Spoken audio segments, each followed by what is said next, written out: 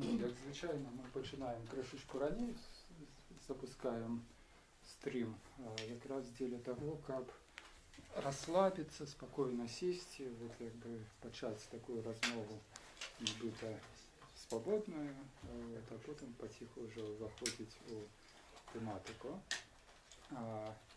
Сябры, сапраўды, може бути, подсаживайтеся ближей, бо сам жанр этой нашей сустрэчы это не классичная презентация, вот, а такое сумовье, штосьці на кшталт інтэлектуальнага клубу, якім мы абмяркоўваем тэксты, ну, кнігі, вот, ідэі, все что завгодна. Да? Он называется постскриптум. Ну и после того, как все уже написано, и осталось вот только сустрэцца, Василий, сядайте, сустрэцца и вот. Ну и сегодня у нас как бы вельми приемная, важная и такая, не ведаю, назвал нават деликатная сустрэча. Вот. Мы рады вітаць в нашей теплой компании Ганну Северинец,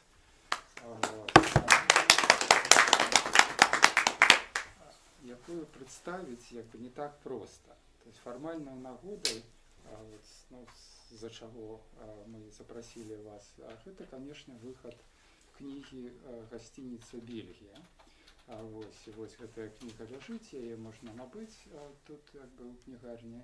И про это мы будем казаць, про беларускую литературу, про канон, про 20-30-е годы. Але я, калі ну, вот, думаў, што там у преамбуле ў прадмове да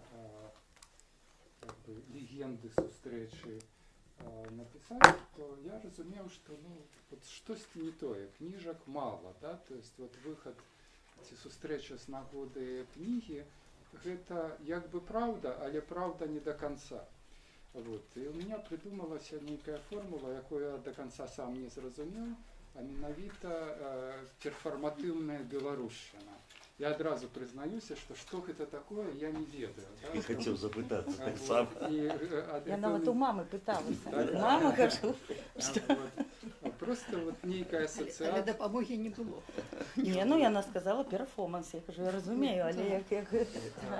Я ўжо потым, калі я пачаў придумываць на ходу, тому что ну, написалася, пайшло в обвестку, трэба ж потым тлумачыць, оправдываться. Я уже, конечно, придумал целую теорию про то, что вот, Ганна, вы не просто пишете книги, да, как бы, не просто блогер, наставник, как бы, и кто еще? Популяризатор, навукоўца, архивист, как бы, а вы при всім тым, что гэта ёсць, вы потрапляете в абсолютно іншую якасць, іншы гештальт беларушчыны, вот в эту перфарматыўнасць. Потому что, ну, чему повстал сам термин перфармативная беларушчына? Потому что можно тихо написать текст и сховать его в скрыночку и чакать, покуль, ну, вот прийде читач, альбо прийде эпоха, якая убачить, оценить, прочитает, скажем, вот увядзе ў канон. А можно паспрабаваць разыграць гэтыя тэксты, ідэі, ну, вот як бы на сцене. Вот, публичной, на сцене публичной уваги, на сцене ну, вот, громадской, может быть, на сцене культуры. Да, то есть вот оказывается, что ваши идеи и ваши занятки вы не просто кладете в скрыночку там, как бы, дисциплинарной проблематики, вот как бы, там, я архивистка, альбо я литераторка, альбо я еще кто-то, а неспынно меняете коды. То есть вот как бы архивист раптам пераўтвараецца ў раманіста, і тыя ж самыя матэрыялы, якія вот яшчэ тыдзень таму там ці месяц таму ляжалі у цёмных закутках архіваў, яны як бы пачынаюць разыгрываць сябе перад як бы вачыма там чытачоў. Да? Вот я не ведаю, ці я уцямна растлумачыў вот уцямна, я зразумела. То есть перфарматыўнае выказыванне, так, это выказыванне, якое дзеіць не толькі з сэнсам, як бы не толькі з зместам, вот, пра што яно гаворыць, да? Але ўздзейнічае непасрэдна з самім сваім ну, вот, актам. Як бы. То есть, вот, мне здаецца... Уплывае на рэчаіснасці, можа яе мяняць. Вот, як бы, вы вернули беларускай культуры ну, вот, нейкі істотны драйв, істотны смак як бы, вот, да, такой ну, скажем, перформатыўнай актыўнасці, да? Тому что у нас ну, перформансы адразу ці там хэпенінгі, першае, што прыходзіць на розум, гэта тэатр псіхічнай неўраўнаважанасці, то есть вельмі адмысловыя, такія спецыфічныя, авангардовыя ну, вот, шоу, ну, не для слабанервовых, напраўдзе, як бы, да? А тут вот штосьці іншае зусім. І пры гэтым, што меня здзівіла да немагчымасці менавіта ўжо вот у самой кнізе, у гасцініцы Бельгіі, гэта тое, што вы взяли матэрыял абсалютна, ну вот, як кажуць, закінуты в самы далёкі кут. То есть вот з асноўнага, ну, нельга сказаць, як бы, зараз я паспрабую сфармуляваць больш далікатна, в беларускім літаратурным каноне маладняк, як бы, ну, это вот, як бы, такое, такая дзіцячая і вот крышачку несур'ёзная прадмова перад гісторыя, перад сапраўднай літаратурай, якая нібыта распачынаецца ўзвышша. І узвышша, да? І вот мы менавіта взяли маладняк і паспрабавалі перформатызаваць, як бы, все гэта разыграць вот в гэтай тэатры. Больш за тое, мне здаецца, у вас атрымалася в гэтай кнізе, ну вот, калі гэта і архівізм, і літаратуразнаўства, то гэта хутчэй такая літаратурная антрапалогія. То есть вас цікавяць самі людзі, а не як бы іх месца в каноне. И, конечно, вот с этой перспективы хлебком вы уже добили и меня, и я думаю, что всех, потому что, ну, уж как бы меньше цікавого героя, персонажа вот белорусской советской литературы, як Петро Хлебка, вот Ирина так. Я не згодна. Я не згодна. Добре.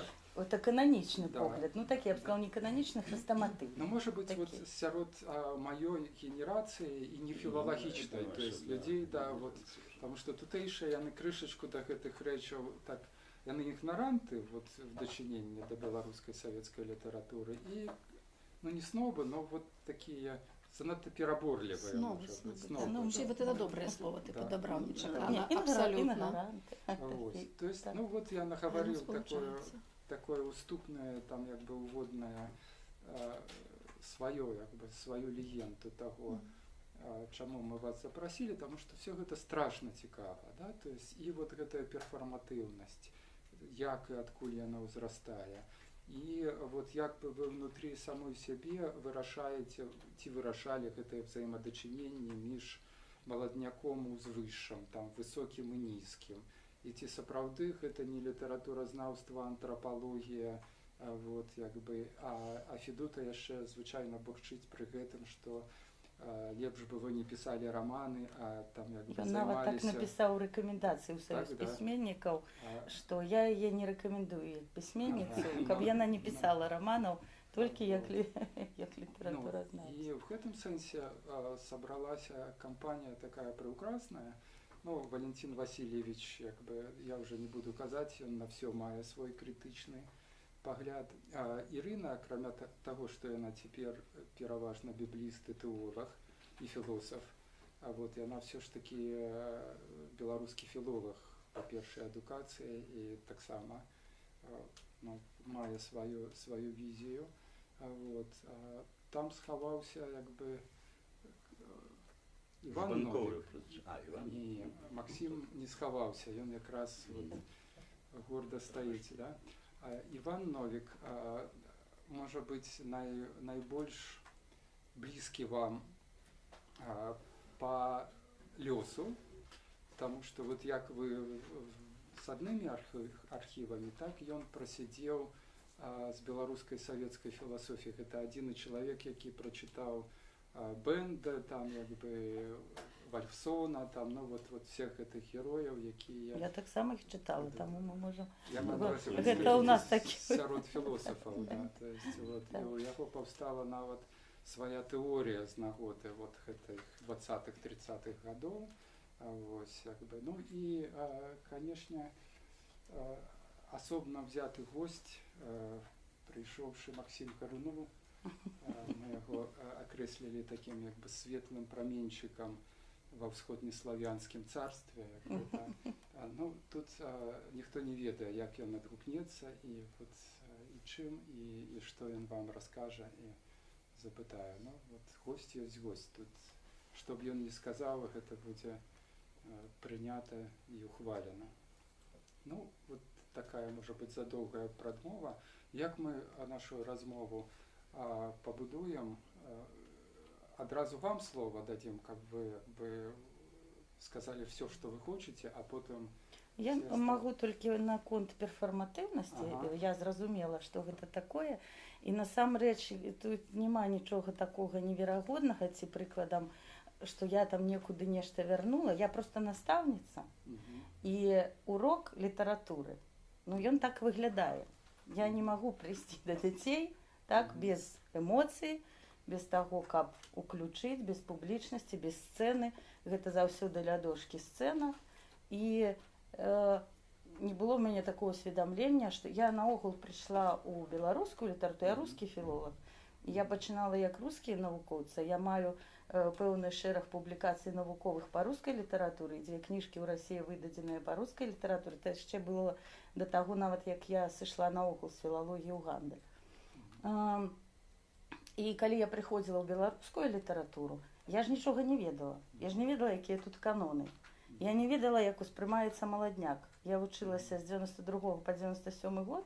У нас было не вельмі такой адзіны, хто нам добра выкладаў, гэта быў Хаўстовіч, а гэта старажытная беларуская літаратура.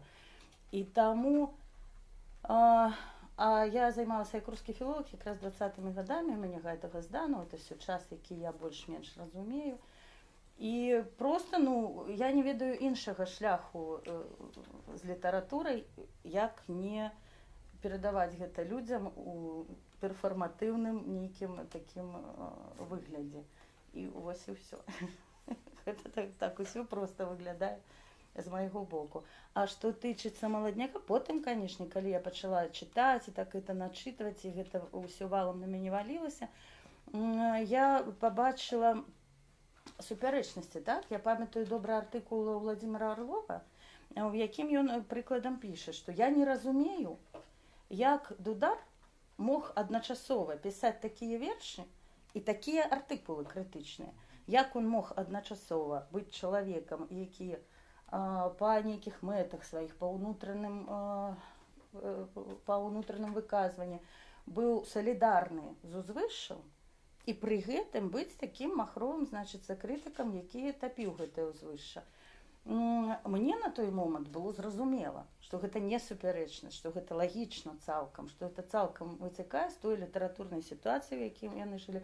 Таму, што я чытала гэтую літаратуру, па-першае, я была ўжо дарослай, па-другое, я мела пэўны досвед літаратуразнаўчай працы над іншай літаратурай і іншым літаратурным працэсам. І паколькі я не была паглыблена ні ў які канон беларускі, беларускага літаратуразнаўства, я, просто это так атрымалася, што калі ты не адукаваны чалавек, да гэта ў некаторым сэнсе шчасце. Ты прыйшоў, все бачыш нейкімі сваімі ўласнымі вачыма. Вось, там тут няма нічога такого складанага, нейкай такой думкі, якая ў мяне там прыкладам выспявала, а потым такая, просто это так натуральным чынам атрымалася. Все остальные, Ирина, Валентин, Максим, что? Ну, я, може, как раз вот я зачепилась за слово, что пришла уже дорослым человеком, потому что у меня своя история с литературой 20-х годов, 20-х, 30-х. И я могу в угле сказать, что я эту книжку чекала 32 годы на з'явленні этой книжки. И вот я полечила, на колькі, 32 годы.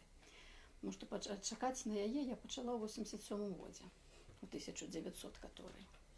Да? Я тогда якраз, вот з гэтым веданнем неведаннем мне таксама такі вот пясочны гадзіннік быў вельмі добры. Калі нам на філфаку выкладалі 20-30 гады, як я эту всю эту, ну як і все лекцыі, ну мне так ішло так досыць міма, і у мяне на іспыце якраз гэта выпала, і я там плавала просто вось як невядома што. А тады моя першая праца, адразу калі я была такая, ну такого вельмі ярка-зялёнага колеру вся, я прыйшла на працу у новы музей, які толькі ствараўся, музей гісторыі беларускай літаратуры. Ён тады яшчэ не называўся такім чынам, ён цяпер так называецца. А тады это яшчэ была аб'яднаная дырэкцыя аб'яднаных літаратурных музеяў, то ў першы раз, калі все літаратурныя музеі аб'ядналі, была аб'яднаная дырэкцыя. І тая аб'яднаная дырэкцыя мела на мэце стварыць як бы гэты музей. І вот як бы я там пачала вот гэтай літаратуры 20-го стагоддзя працаваць. А тады вот з гэтай працы неяк заманілася ідэя зарабіць. І гэта, уявіце сабе, это было, я прыйшла туды дзесь у канцы 86-го года, і в 87-м годзе паўстала ідэя. Вот вы уявіце сабе, што такое 87-й год. То есть гэта як бы это яшчэ яшчэ вельмі моцны Савецкі Саюз, але які ўжо пачынае трашчэць. Але калі все ідэалагемы на месцы, калі ідзе магутнае змаганне з усімі моладзевымі нацыянальнымі рухамі, якія пачынаюцца тады, калі ідзе вот гэты вал літаратуры там пра эту там шума на хвалі перабудовы там і все такое, калі пачынаюць там гнабіцца все жывое, што ёсць, але это жывое расце. І вырашылі зрабіць выставу, якая будзе пачаткам гэтага музею па літаратуры 20-30-х гадоў. Уяўляеце сабе? Покліч. Она потым стала поклічам, і потым правісела там 11 ці колькі гадоў. 17. Во, Ольга, дзякую. 17 гадоў. Тады яна поклічам тады не была, гэта назва не было. Была проста ідэя зрабіць гэту выставу. Ну і адпаведна я пагрузілася в архівы, пошукі, в экспедыцыі, в гутаркі, і я вот акунулася ў літаратуру 20-х гадоў, маладняку ўзвыша, просто вось спачатку па вушы, а потым і з макаўкай, і гэта была, мусіць, моя асноўная тэма, пра якую я гаварыла з усімі людзямі. Это, Ігор, ты просто забыўся, так ты мог памятаць, я цябе таксама потым ужо ў 89-м годзе яшчэ грузіла гэтымі ўсімі тэкстамі, потому что я ні пра што іншае гаварыць не хацела, таму што это сапраўды як адкрыўся, это раптам, вот калі вот нібыта ты сапраўды эту беларускую савецкую літаратуру вот так вот всю яе уже ведаеш, вот з Пятром Глебкам, Петрусом Броўкам уключна, і тады і ведаеш, што там штосьці такое было, тады ў гэтае штосьці зазіраеш, і яно адтуляе табе свет, які яшчэ як бы такого самага памеру, як мінімум, як свет, які ты ведаў раней. І я пачала просто ввогуле трызніла гэтымі персанажамі і гэтымі тэкстамі і іхнымі лёсамі. І я тады прачытала все, што было ў доступе, тады ніякіх архіваў. В архівы тады мы вельмі мала хадзілі, у нас была задача в архівах там хоць якія-небудзь фотаздымачкі пазнаходзіць, посядзець в архівах, там штосьці шукаць, это было просто нереально, это было па-за межамі этой работы. Але прачытывалася все, што магло прачытаць, і это, адпаведна, адразу вот эти все там радочки, там пушчевские, Беларусь, краіна, найміцца і астатнія, пра нас рванай днём і ноччу хмарнай, і вот это рытм просто вот ходзіш і гэтым гаворыш. І вот калі, напрыклад, там вот это эстэт, выкшталцоны Жылка, вот ён успрымаўся крыху паасобку, вот мы калісь з Ігорам мелі досвед дзесь ля вогнішча у два галасы цытаваць адзін з самых складаных і самых прыгожых вершаў Жылкі, калі змрочнасць цяхінавыя цьмяныя ціхавейныя густыя утомы, і рука яе суцень прыбраная зацірае ўсе рысы і зломы. А калісьці вот аказалася, што мы абодва гэты верш ведаем, і мы яго разам ашаломленаму спадару Акудовічу працытавалі, таму што верш досыць даўгі. То вот гэтыя там пушчаўскія вершы, дудароўскія вершы, яны просто ўражвалі сапраўды, як штось маракоўскія. І было такое вот пачалося стаўленне да іх, што іх ведаеш як самых лепшых людзей, самых блізкіх да цябе сяброў. Я грузіла, безумоўна, гэтымі імёнамі ўсіх, хто быў навокал, і гэта была абсалютна улюбёная чацвёрка. Это было 4, якія ўжо все разам са мной ніяк не называлі інакш, былі Дубовачка, Пушчачка, Жылачка і Бабарэчка. Вот гэта была такая кампанія, пра якую мы найбольш гаварылі, і потым, калі нам дазволілі экспедыцыю першую, а экспедыцыя задача была ну, збіраць все, што можна сабраць, или там літаратурных матэрыялаў па Беларусі не збярэш, але там этнаграфію, што-небудзь, што тычыцца 20-х гадоў, то куды поедем, это выбирали сами. Мы сели, ну что поедем? До Бабарычки. То есть самый, як бы вот сярод четверки, дубовочки, пушечки, жилочки и Бабарычки, улюбленцем был Бабарычка. Поедем до Бабарычки. И поехали там уже с Лучаком, там уже это поделили Случину уже за советским часом, это уже Копыльщина осталось, и мы поехали на Копыльщину, то есть нам было дозволено один район некий взять, Беларуси, любой. И мы выбрали Копыльские районы. Мы по тем Копыльским районе уже вот прокручивались и избирали самые розные материалы, и там мне выдали 100 рублёў однорублёвыми паперками, глядите себе, и на гэтые 100 рублёў мне дозволено было закупать материалы для музея. А там дорожейшие материалы, там треба уже тогда домовляться, там комиссия. Они у меня в шортах у кишени там задние лежали, и я важно достала с этими бабульками, уговорывала их там отдавать не только там это некие абсолютно невероятно каштовные, некие бесценные, некие хатние старожитные вырабы, там некие гляки, некие збаны, але нават и вышиванки. Там яны на чамусьці мне это все отдавали, я им казали, ну колькі вы за гэта хочете, ну вы уже не покрыўдзіце. Я там важно кажу, ну 30 рублёў, там 20 рублёў. И гэтымі однорублёўками отличу, мне было соромно, потому что кожны з гэтых экспонатаў, ён был просто абсолютно бесценный. Я на те 100 рублёў там полный ван поназбирала. Але галоўная моя задача это быў Бабарычка и там у суседняй вёсцы у школе, дзе школа захавалася, быў музей Бабарэкі. І гэты музей там ён таксама мяне як вельмі маладога, вельмі зялёнага, але все ж музейнага супрацоўніка, ён мяне патрэс тым, што там арыгінальныя фотаздымкі былі цвічкамі прыбітыя да сцяны, а столя была для прыгажосці выкладзена, як цяпер у нас робяць гэтыя падважаныя столі, там жудасныя. Тады вот была вот такого кшталту столь, зробленая з гэтых кардонак з-пад яек, вот этих фігурных. И вот вся столь была вельмі прыгожа, зроблена гэтымі кардоннымі яйками. Я так адразу подумала, ну мышачки там, значит, там пацучки, бо мышачки и пацучки у мяне таки з'ели один фотаздымак Пальчэўскага, унікальны фотаздымак, які ляжаў у мяне ў стале, яшчэ не здадзены в архівы, а мышачки узімку прыйшлі і такія яго з'ели, такія яго мне выгрызлі. Так что я ведала, что это такое вельмі добра.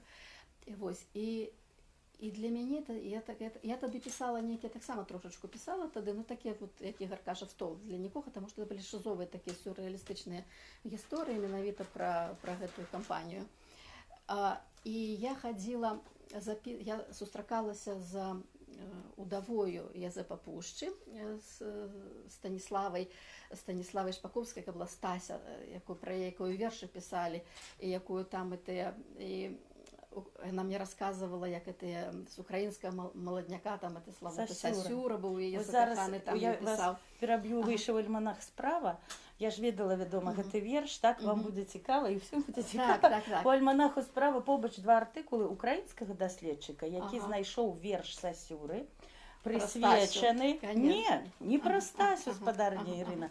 Той самый верш «А на щаках у любой Стасі сняжинки тануть и цветут». Только ён там пишется так. «А на щаках у любой Налі сняжинки тают и цветут». Однольковый верш, абсолютно идентичный. У украинскім архіве. Толькі Сасюра, ён у Дубоўкі дзяўчыну спрабаваў адбіць, Налю Маркову. І гэты ж самы верш Стасі. Вось у справе зараз верш про Стасю, про любую Стасю, у яе рукой Сасюры написаны быў, там ён, значит, падараваў ёй свой фотаздымак у такой каракулевай шапцы, і яна казала, я кажу, он такі прыгожы хлопец, яна кажа, не, у яго такі лоб быў невысокі. І там быў напісаны гэты верш, менавіта про Стасю, конечно же. І яна тады, это быў мой неверагодны досвед вот гэтай гутарак з гэтай Стасей. Я прыходзіла да яе раз за разам, просто там уже раз на тыдзень, як мінімум, я да яе прыходзіла доўгім часам. І што записывала, што не записывала, бо мне здавалася тады, што я не магу на гэта забыцца, што гэта так важна, што я ніколі, я это буду памятаць всё жыццё кожнае слово яе, што она гаварыла. Но оно так і прапала, потому што в памяці перавароты былі. І яна на мяне рэагавала, она, як толькі я заходзіла в хату, мы сядалі, у яе пачыналі замружвацца, вот такой плевачкай пакрывацца вочы, і яна просто пагружалася ў 20-е гады.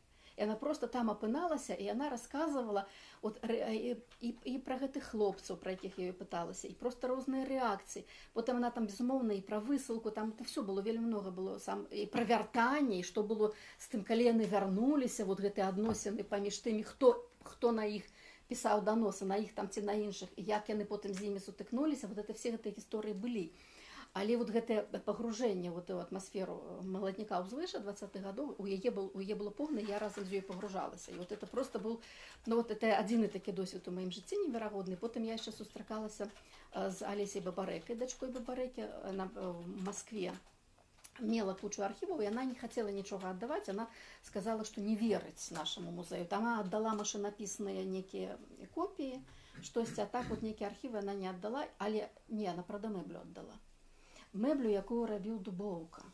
Вось оно цяпер у музеі там вот ёсць у вас, это таксама, это тое, што я з Москвы прывезла тады, бо мэблю, і так она яшчэ казала, што это Стася казала, это Алеся не такая была экспрэсіўная, она была, Стася, это вельмі экспрэсіўная, она казала, Дубоўка сам рабіў мэблю, і такую, што на ёй станчыць можна.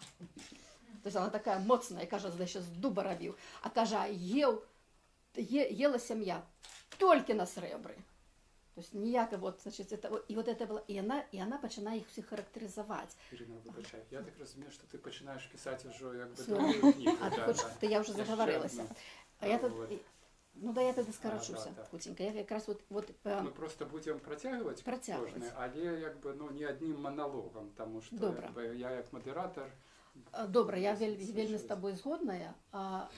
Я тоді вот просто хоча б гэту частку скончу, тому що там були якби вот гэтыя жывыя характарыстыкі ўсіх персонажаў. Усіх вот, хто як гаварыў, хто як вот, што там Жылка вставаў, калі жанчыны заходзілі ў памяшканне. Што Дубоўка, які хадзіў заўсёды такі высокі прыгожы і спяваў лорды, мілорды, брытыя морды. І вот і пра кожнага з іх просто вот куча жывых гісторый. Ну і зразумела, што некалькі разоў паўтораная мне, і самая такая вот душурвальная гісторыя, это пра арышт, летні арышт 1930 году Жылкі, Пушчы, калі яны мусілі вярнуцца з Крыму, это вот дзеля чаго всю эту гісторыю в ogóle расказваю, калі яны паехалі в адпачынак і пабачылі, што ў цягніках бяруць. І яны, это 30-й год, это вот пачатак, і яны вярнуліся, таму што яны разумелі, што ім лепш быць тут. І іх усіх узялі. Вот якраз это быў самы першы забор 30-го года, калі забралі інбелкульт, прафесуру, а з пісьменнікаў паляцелі якраз вось улюбёнцы. А астатнія яшчэ былі. І вот яна расказвала абсалютна драматычную гісторыю, якая у маёй свядомасці была параўнаная толькі з тым, калі я у такім раннім дзяцінстве чытала Кансуэла Жорж Санд, калі там у навальніцу з'яўляецца, там, калі это все, вот дакладна такія некія вот эмоцыі, калі касмічныя з'явы супадаюць з чалавечымі, калі там безумная навальніца і сабака Жэк, да якога лісты да сабакі, вырыў яму, у якую чалавек мог схавацца ад нерваў, і грукат у браму, і яго забіраюць. То есть вот такая вот, ну, просто абсолютно драматычная гісторыя. І гэта все было, вот, ну, это як бы, это асабістая гісторыя, это што было важна. Што важна, што пра гэта гаварыць, таму што вот Ігор, ты казаў на пачатку там пра канон, пра літаратуру, вот мне ў гэтым сэнсе была нашмат больш важная, хутчэй гісторыя Беларусі. Хутчэй гісторыя таго, як паўставала літаратура на нейкім велізарным уздыме, на велізарным натхненні у 20-е гады, і што з гэтым атрымалася. І калі сапраўды, вот пра Дудара была гаворка ўжо сказана, як сапраўды самыя прыгожыя, крыштальна ясныя свядомасці замгляліся, замутняліся і пачыналі проста у гэтай атмасферы страху, атмасферы агульнага недаверу, пераставалі быць тым, чым яны маглі быць, і рабіліся чымсьці зусім іншым. І гэта вот тая гісторыя, якую мы неяк вот, мне здаецца, што вот у нашым этом 21 стагоддзі, дзе мы цяпер знаходзімся, вельмі добра гэту гісторыю пражыць, перажыць, засвоіць, вот прыўласніць і нешта вот сыходзячы з таго, што гэта таксама мы, што вот мы гэта все прайшлі, што вот потым у нас паўстаў тэрмін расстраляная літаратура, але гэта не проста расстраляная літаратура, там іскалечаныя лёсы, гэта вот это ну вот гэта забітыя магчымасці, гэта вот забітая будучыня, это адабраная будучыня краіны. Это вот тое, што мы таксама шмат разоў казалі, што як вот Беларусь была вот у 30-е гады скарочана ровно на одну галаву. Вот все тело было так, вот одна голова была з яго знятая, а одна всяго і была. І вот гэта, вот па гэтай па літаратуры, менавіта вот па, не так 30-е, 20-е гады, вот маладняк узвыша, гэты час, это найлепш можна прасачыць, што, ну, па сутнасці з намі адбывалася, і адкуль мы все вот такія, якія мы ёсць, і па прыгажосці, і па комплексах, і па чым заўгодна, і што проста гэта вельмі трэба асэнсоўваць і вельмі пагаварыць. І таму я была проста, ну, страшэнна шчаслівая, што кніжка з'явілася. Вот уже вот як ёсць, якая ёсць, там, скажем, можна было па-іншаму пісаць, можна было штосьці па-іншаму гаварыць, но яна ёсць. І гэта важна, і яна можа проста стаць вот, ну, зачэпкаю для нейкіх вельмі важных дыскусій, гутарак і асэнсавання. Хочется штосьці Адрэагаваць. Не, я хочу сказаць, што я цалкам разумею спадарню Ірыну ў тым сэнсе, што калі пра гэта пачынаеш казаць, спыніцца сапраўды немагчыма, і 20-е гады, разумееце, гэта мы іх успрымаем як там пачатак пралетарскай літаратуры і тых працэсаў, якія загубілі беларускую літаратуру як феномен, так? Я не ведаю правильно, феномен. Я заўсёды памыляюсь. Вось. А насамрэч гэта было, разумееце, як? Гэта мы сёння ўспрымаем, што стаяў чалавек, і ў яго цалкам унутры адбывалася кастрычніцкая рэвалюцыя ад пятак да макаўкі. І ён увесь думаў пра тое, што адбываецца кастрычніцкая рэвалюцыя.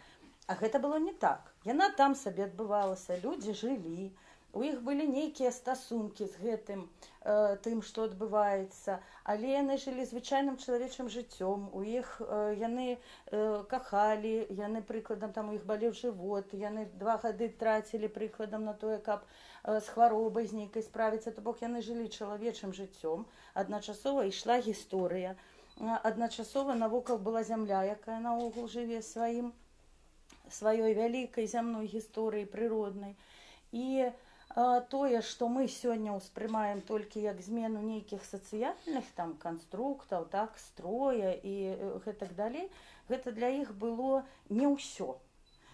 І мне падаецца, што чаму антрапалогія, ну я гэта для сябе называю біяграфістыкай, і я біяграфіст, калі маю літаратуразнаўчую спецыялізацыю акрэсліваць, я ў першую чаргу біяграфіст. І мне вось менавіта цікава чалавечы лёс, і як ён стасуецца з гісторыяй, і як ён уплывае на гісторыю, гісторыя на яго, і прапорцыі у чалавечай асобе звычайнага чалавечага, якое не мяняецца амаль ніколі, некалькі тысяч год, і вось гэтага паўсядзённага гістарычнага і паўсядзённага чалавечага. І калі прыкладам быкаў, я не параўноўваю зараз быкаў, проста пра задачы, якія стаяць перад чалавекам, які спасцігаюць у светуслове. Для яго такі час, які высвятляе гэтыя ўзаемадачыненні, гэта прыкладам вайна. А я не ведаю вайны, затое я ведаю час сацыяльных нейкіх пераломаў на ўласным лёсе сваім. І таму мне больш, напэўна, зразумела паглядзець на 20-е. Вось чаму гэта мне цікава. Не таму, што там прыкладам маладняк, і яны там пісалі мой любімы радок Сергея Фаміна, Касагораў белыя грудзі аддаліся без барацьбы. Это пра трактар верш. Ну гэта ж класна, ну. Касагораў белыя грудзі аддаліся без барацьбы. Ну я не ведаю, тут столькі канатацый, столькі ўсяго. Вось, і маладнякоўцы у сэнсе іх паэтычнай вартасці, яны таксама для мяне вартыя творцы, але мне цікава вось як там і ў іх лёсах, і як гэта ўсё пераплецена, чалавечае, гістарычнае, агульнае, маштабнае. І ў гэтым сэнсе 20-е гады это неверагодны такі перыяд. і ён вельмі нагадвае тое, што мы ў такім вегетарыянскім выглядзе перажываем сёння. І мы стаім перад тымі самымі небяспекамі, перад якімі яны стаялі, і мы яшчэ і па сёння у шырокіх масах не навучыліся жыць з ідэямі нармальна, крытычна да іх ставіцца, не гледзячы на ўвесь досвед постмадэрна і гэтак далей, да любых ідэяў, гіперсвятых, гіпернесвятых і гэтак далей. Ну, вось, і ўсё гэта, я думаю, што таму зараз ёсць і запыт такі на гэтую тэму, таму што яна вельмі важная. Все гэта страшна цікава, і в пэўны момант я зразумеў, што ведаю пытанне, якое задасць Валентина Кудович вот пасля всех гэтых разважаў. Трэба праэксперыментаваць. Вот, я толькі не ведаю, вот, як спраўдзіць правільна. А вы запішыце на паперцы. І дай трэцяй асобе, а трэцяя асоба Ну, это зверыць. занадто ўжо тэхнічна. Слушайте, Мне першаму сказаць, ці як бы, а вы просто скажете, што... вы помылились, я зовсім не збираюся питання сказати. А я сидів і думав, як сформулювати просьбу. Хто возьме, ну, з дужих мужиков, подойдут за кишені мене, возьмуть і виштовхнуть. Бо слухаючи ваші сулади, ваше захоплення 20-30-ми годами, молодняком там і все остальне, я думав, боже, які щасливі люди, а що я тут роблю? І вогуле, куди я прийшов? Я прийшов обмірковувати літературу. О, Васильевич, это близко, тому что я переконаны, что Валентин Васильевич задаст такое пытание. Все гэта цудоўна, там, про антропологию, архивы, 20-е, 30-е.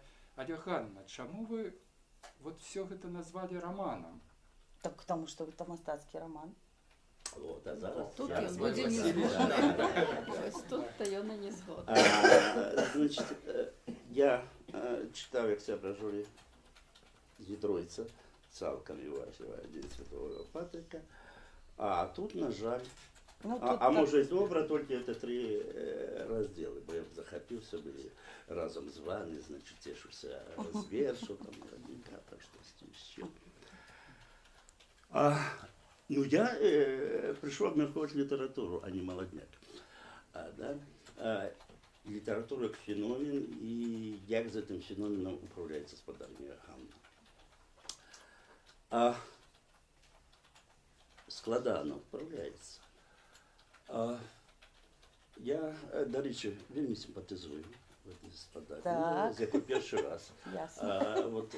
Тільки на Ганку познайомився з Ганною. Читаю з задоволенням. І гэта ўжо уласную літаратуру, ці як бы літаратуру, так само з симпатією читав. Але все-таки я бы хотел бы вызначиться все-таки, а что это за литература? Эти литература, мастацкая, да? У другой половине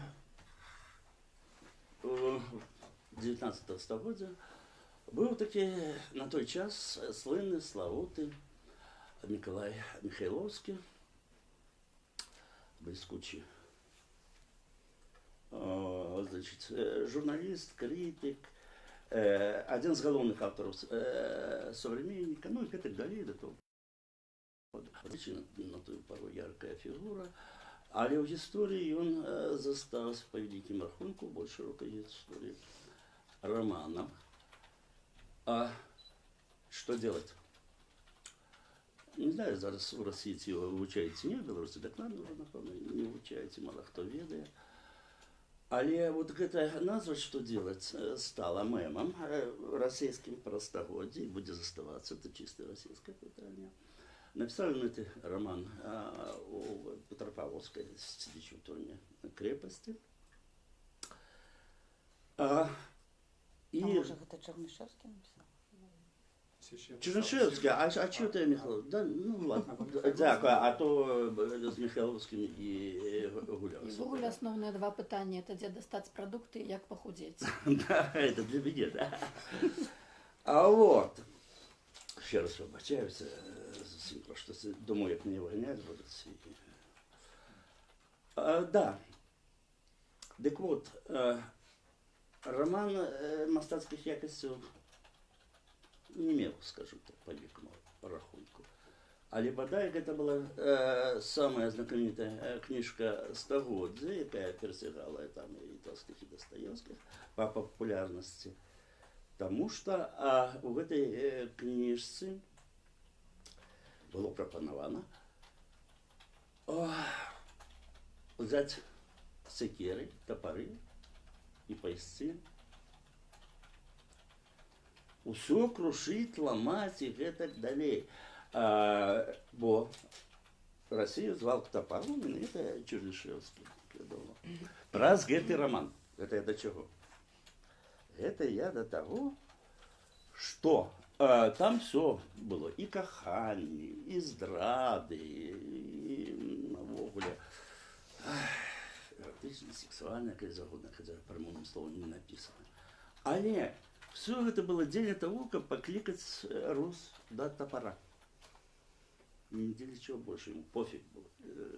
Чернышевскому, как его там лечили, письменника великим. И он хотел изменить Россию.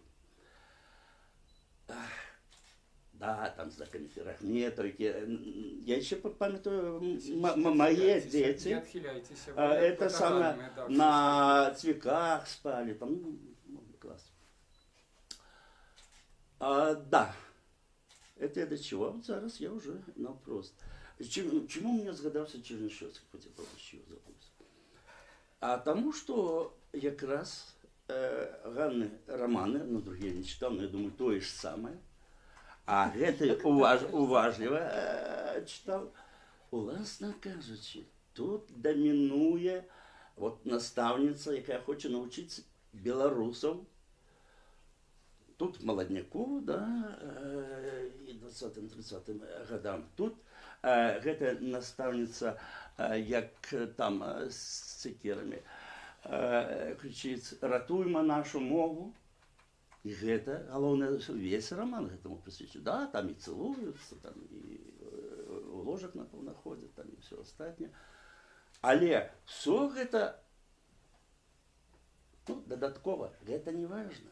Важно, как белорусским молодым школьникам, да, школьники не молодые не бывают, подштурхнуть, думать про мову.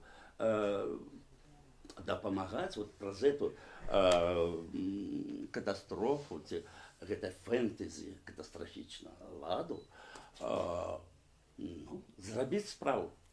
Не літаратуру зрабіць, а зрабіць справу.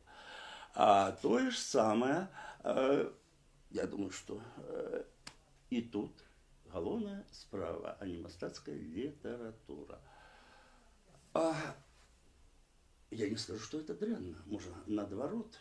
Тем более, что зараз все переработано, жанр и так далее. Но, это, коли мастацкая литература, то мастацкая литература наставницы. Это, коли мастацкая литература, то, як бы это сказать, то тут заминая уласна мастацкая литература. Тому, что Ганна робіць. Карацей.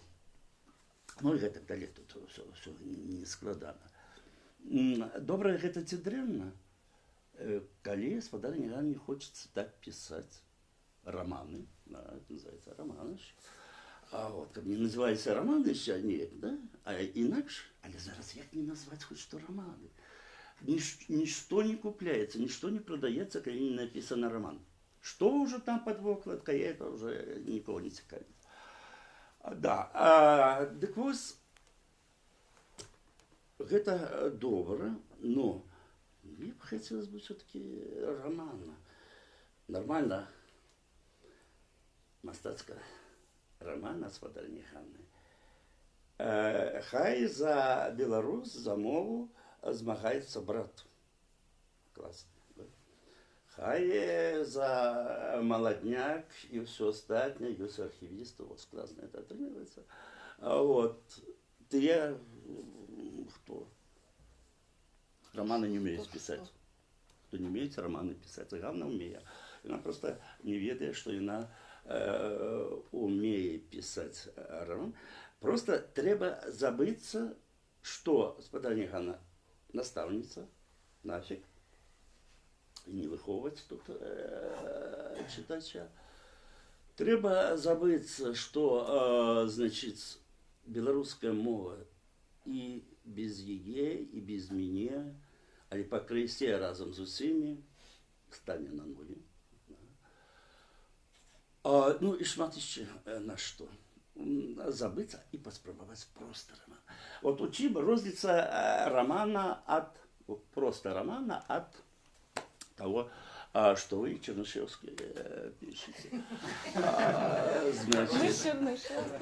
Да. Здається, где-то у Достоєвського недзе був такий момент, згадуючи землетрус старшийший у Гішпанії, і він пише, от чим літератор, це письменник, відрізняється від остальних. Остальні побігли там допомагати, витягувати людей, рятувати дітей і все остальне. А письменник, це правда, сидить, глядить на весь цей гвалт. І слухає своє серце, як воно, от все це відбивається на психіці, а потім написати про землетрус, це великий, де там десятки тисяч людей. Забудьте на Білорусь. На трохи. І поспробуйте, не знаю, чи отримається, чи ні. І ще, пробачте, це буде виглядати як порада, але, скажімо так, ми ще не сябрі, але сябровські. Поспробуйте спочатку, перед тим, як роман писати, нормально, це правда, не який там написано, що це роман, а есе. Есе універсальний абсолютно жанр. Про його можна писати хоч про металургічний завод. Коли у тебе вереда есть. Потому что ты пишешь у эссе про себе, про свою вереду. Ну там, значит, дыма шманці, щось, стіщених і так далі. Ні, я правда, цілком серйозно. Бо ви наставник, як наставник наставнику. Я вже може 20 років викладаю білоруськими колегами, і моя любима тема есе. Вот. Это правда? То и не заманивайте. Просто попробуйте, ты больше роман, это шмат, да? Ты больше ваша публицистика. Ну, она эссеистичная, в принципе. Просто и у эссеистицы там мало, еще мало вас, а куда больше, скажем, ну, проблем, бедов, там, плачу, и все остальное. А вы, и то, что вы пишете, и сами, мне старшие симпатичные. Там уже, так сказать, у вокладку взяли, в бутерброд. Да. Ну, Я слухав, подумав, а хто з вас наставник більше? Сьогодні я, тому що я вельми зацікавлений, а ніколи не поздно написати роман. Хоча тягнуться довго не треба. Ведаеце, гэта ж таксама стары спор. Спор паміж мастацтвам, будзем так казаць, Чарнышевскага, ну это як такі, да, і чыстага мастацтва. Але я хацела сказаць, што зноў жа, паколькі я прыйшла ў літаратуру чалавекам дарослым і прыйшла пасля таго, як я адмовілася ад акадэмічнай навукі, а ў мяне павінна была быць добрая кар'ера акадэмічная, я была заўсёды такім выдатным студэнтам, і былі ў мяне добрыя стасункі з усімі. Але менавіта тое, што ў акадэмічнай навуцы кожны раз нехта мне казаў, слухайце, Ганна, кіньце гэта, рабіце во гэта. Не пішыце так, а пішыце гэтак. І сказаць па праўдзе, пакуль я была маладая, я слухалася. І менавіта таму так зацягнуўся мой шлях да вось такой самарэалізацыі. І сёння я вельмі прыслухоўваюся да ўсіх словаў. І для мяне вялікі гонар, што ў мой адрас прыкладам гучаць словы чалавека, які ну, які для мяне такі суцэльная павага, якую я да вас адчуваю і даўно, але я ўсё адно буду рабіць і пісаць тое, што я лічу правільным. Я не люблю літаратуры чыстага мастацтва. Для мяне не цікавая літаратура, больш за тое, што называецца літаратурай фікшн, мне сёння не цікава зусім нават як чытачу. І Бельгія – гэта класічны гістарычны раман. Узор – гэта Тынянаў, Кюхля і Пушкін. Гэта не Патрык, да Патрыка ў мяне сваё стаўленне, таксама яно, ведаеце, што з вашым. Не стасуецца, я разумею, пра што вы кажаце. А вось менавіта Бельгія пісалася як класічны, абсалютна класічны, не мадэрновы. Ну, хаця Тынянаў гэта мадэрновы гістарычны раман у пэўным сэнсе, але гэта тынянаўскі ўзор, гэта тынянаўскі падыход да матэрыялу. Я па меншай меры старалася стаяць на гэтых пазіцыях. І я лічу наогул, што гістарычны раман у разуменні Тынянава гэта найвышэйшая ступень існавання мастацкай літаратуры, бо мне не цікава нешта, што выдумаў пісьменнік. Гэта яшчэ ў Адамовіча і Граніна ў блакаднай кнізе напісана, што ты ніколі не выдумаеш нічога мацнейшага за тую котлетку, якую падзялілі Ленінград. Вы выбачайце пафаснымі, я як настаўніца размаўляю, я разумею. Але я катэгарычна не згодная з тым, што мастацкая літаратура павінна быць адарваная ад сацыяльных праблемаў, сацыяльных запытаў, таго, чым мы жывем, таго, аб чым мы разважаем. Я разумею, што павінна быць і такая літаратура, і сякая, але мне як чытачу цікава, на першае нон-фікшн, па-другое гістарычны раман, і мне пісаць цікава, менавіта збіраць кнігі нон-фікшн і пісаць гістарычныя раманы. І я дзякую Богу, што я не ў 25 прыйшла ў літаратуру, а ў 40. І магу сказаць, што так, добра, я разумею, але выбачайце. Уже як я пишу, так я пишу.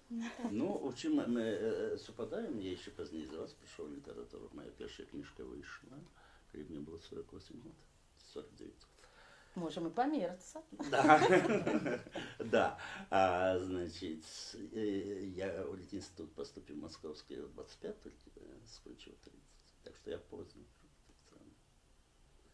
Да, я похвалюсь, что это я переконал Васильевича, да, что... Да, я не збираюся і в ті годи видавати, чи в наші. Сябры, по колу пройшлися. Ваня, може, якби ти, що скажеш зі своєї перспективи 20-х, 30-х? Я вже казав, що зовсім моя тема була. Я прозою займався і займався критикою, причому критикою вже такої бендовської глобальної. Як не дивно зацікавило. Кранчейка, можна було? Але я можу виказатися просто про саму эту проблему. Дослідчик, літератор. Я акурат хутчэй як дослідчик. Ну, перше, пачнем так. Калі Платон пачуў, што ёсць літаратура па літаратуру, ён бы вельмі жахнуўся, сказаў, што ну, гэта ўжо там 4-е месца ад рэальнасці. Але нам нават не трэба выказвацца супраць Платона, бо гэта зрабіў уласна Арыстотель у паэтыцы, калі ён казаў, што літаратура, тагачасная трагедыя, яна больш філасафічная, чым гісторыя, бо гісторыя працуе з было, а літаратура з магчыма і неабходна. І мяне зачапіла, што акурат у пасляслоўі вы кажаце нешта там, якімі яны сапраўды маглі быць. А з аднаго боку нейкі дзіўны збег мадальнасцяў сапраўды і маглі. А з другого боку гэта акурат вось такое арыстотэльскае мысленне ў тым сэнсе, што яшчэ цытата там про тое, што ў тэксце чалавек толькі фантом. І ну, я ўзяў гэта як такую асноўную гіпотэзу і працую з людзьмі як аўтарамі, як з функцыямі тэкста, і не больш таго. Але калі спрабаваць, бо на ўзроўні даследчыка мне падаецца, што ўвогуле уся гуманітарыстыка не заўважыла, што яе подрубіў Готлоб Фрэгі, калі сказаў, што па сутнасці, як толькі мы дадаем да нейкай прапазіцыі, там, ён думаў, ён меркаваў, там змяняецца ўся семантыка, і нам, ну, па сутнасці трэба ведаць дакладна ментальны свет асобы, пра якую мы выказваемся, каб хоць нешта сказаць. І адпаведна я заўжды пазбягаю гэтых асоб, бо адразу пачынаецца думка, адкуль я ведаю гэты ментальны свет. Калі гэта роман адразу напісана, то гэта як бы здымаю ўсе пытанні. Гэта як сапраўды маглі быць. Вось. І, ну, адпаведна, як даследчык, часам, калі хочацца папрацаваць з асобамі і з людзьмі, хацелася мець магчымасць там у нейкай справаздачы сапраўды сказаць, гэта роман, я так бачу, і вось гэта менавіта сапраўды таму маглі роман. быць. Так, гэта таму і роман. Што яшчэ можна сказаць? З другого боку, недзе з 28-го і далей ужо, напэўна, апроч антрапалогіі, вельмі патрэбны добры беларускі сацыолог. Не ў сэнсе той, хто там прыходзіць з лічбамі і кажа, там, супраць прэзідэнта столькі, а за столькі. А ў сэнсе таго, што як вось гэтыя спачатку асабістыя стасункі, нейкія мне падабаецца, мне не падабаецца, пераўтвараюцца ў лозунгі, пераўтвараюцца ў нейкія працэсы, у тым ліку і юрыдычныя, і сацыяльныя. Як гэта ўсё, і прычым гэта разыгрываецца, і што цікава, не толькі ў літаратуры, гэта такі агульны працэс, прыблізна ў тым жа стылі гуляліся з філосафамі. Калі там з'явілася нейкая групоўка, сказала, што нам не падабаецца, мы хацім пралетарскую філасофію, і з гэтага згулялі і адпаведна... Ці там фармалізм у літаратуры, дыскусія аб фармалізм, то бок, ну, рапаўцы ў Расіі, з другого боку, ў языкамовазнаўстве, адпаведна, калі сышліся там марысты і паліванаўцы і гэтак далей. І гэта ўсё была частка агульнага працэсу, і, ну, таксама цікава, вось менавіта, нават гэтая рэвалюцыйная лексіка, якая, па сутнасці, гучала чалавеча, эмацыйна ў 20-й, як яна у 30-й ператвараецца ў нейкі такі наваяз у таго ж бэнда там і гэтак далей. Я чаму і спынілася на 32-м годзе, таму што я не разумею таго, што адбылося. Там сапраўды такое адчуванне, што недзе там знікаюць асобы, нават у тым сэнсе, што, ну, проста я разглядаў у романах знікае, напрыклад, такая заўважная пазіцыя наратара, і ён распадаецца з аднаго боку, з другого боку, можна сказаць, там, поліфанічны становіцца, у тым сэнсе, што нават Арзамас надрукаваў кніжку такую «Чернильница хозяина» пра аднаго з савецкіх функцыянераў літаратурных, які патрапіў пад розныя пытанні з боку ўлады, сидзеў на лецішчы і чакаў, пакуль за ім прыйдуць. І там цікава, што ён пісаў дзённік, і ў дзённікі ён разыгрываў розныя сцэнкі, маўляў, там я, следчы, Сталін, у яго сапраўды нават в галаве гучала там 5-6 галасоў. І вось, ну, бачна, што недзе там знікаюць асобы, з'яўляецца гэты там 5-6 асобаў у адной галаве, і з другого боку з'яўляюцца гэтыя ўжо сацыяльныя структуры. І я кажу, можа, уже крыху пазнейшы перыяд, гэта таксама вельмі цікавы матэрыял для сацыолага. Можа, яшчэ адна заўвага, гэта тое, што такое адчуванне, што зараз, можа, я абагульняю паспешна, але ёсць такі тренд у беларусістыцы, на такое збіранне камянёў, у тым сэнсе, што цікава, што сапраўды па апошніх 100 год пачалі асэнсоўваць, і вось нават зараз адчуваць, што гэтае асэнсоўванне нават 20-х адбываецца з адначасовым асэнсоўваннем апошніх 10-20 асабістых нават там лёсаў, кар'ераў і гэтак далей. Гэта таксама цікава, чым гэта скончыцца, бо, ну, бачна, што старэйшая лексіка, яна ўжо таксама новаяз. Калі чытаеш такія махровыя кніжкі, там па коласу купалі, гэта там асветнік, пясняр Беларусі і так далее, это все настолькі, ну, выглядае як просто пустыя нейкія словы, што нейкія новыя падыходы таксама цікава. Дякую, Ваня. А Наста, може ви там якби со своєї вишені щось скажете? Наста Грищук до нас так само завітала про книгу, про автора, Я, про... коли правильно зрозуміла, то господарня Ганна сказала, що День Святого Патрика і гостиниці Бельгії – це різні речі. Різні проекти, да. Так. А господар Валентин думает, что это однольково. А я повертала, Природності це одно, по суті. я зараз побудила можливість, просто повертала гостиницю Бельгії, вона зроблена по тим же принципі. Там є фактура, бачно, що вона вельми важна для автора. Это вы просто погортавши и маючи на увазі Патрика, там не той принцип зовсім. Можливо, я Ні, прочитаю зовсім. і можливо. Але тому що я бачу зараз, це те ж саме, якби фактура, яка вельми болить, її про її хочеться розповідати, це основа, і на цю основу книжки лет просто додаються ось такі мастацькі додумки. Не, это не так. Ну, Это не так, это гипотеза, звичайний да. традиційний історичний роман, без сюжетних експериментів, без неких структурних гульняв, без... Я думаю, всього что ваша этого. формула, что это звичайный историчный Так это роман, ён і ёсць. это форма обороны превентивной от Ні, критика. гэта мэта, якая передо мною стояла, коли я да. писала. Но у вас не атрымалася зрабіць яго звичайным, да. Тому Настойвай. що бачите, як много, Ні, ну розумієте, просто той, хто не як- читав, він може як- усприймати як по-разному. много незвичайного. Да, У мене возникло просто питання, Ага, правда, таке просто ось. питання, без ніяких там.